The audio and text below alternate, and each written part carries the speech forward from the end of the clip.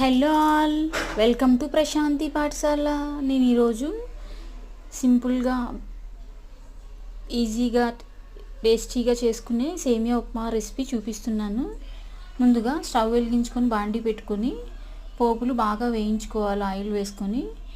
నేను ఇక్కడ పల్లీలు, పచ్చిశనగపప్పు, మినప్పప్పు, ఆవాలు, జీలకర్ర, 2 పచ్చిమిర్చి, అల్లం తరుగు, కట్ చేసుకుని ఒక ఉల్లిపాయ వేసి బాగా ఫ్రై చేసుకున్నాను. కొద్దిగా కరివేపాకు వేసుకొని పోపు బాగా ఫ్రై అయిన తర్వాత తగినంత వాటర్ వేసుకున్నాను. ఇక్కడ నేను 1 గ్లాస్ వాటర్ వేసుకున్నాను. తగినంత సాల్ట్ వేసుకొని బాగా మరిగించుకుంటున్నాను.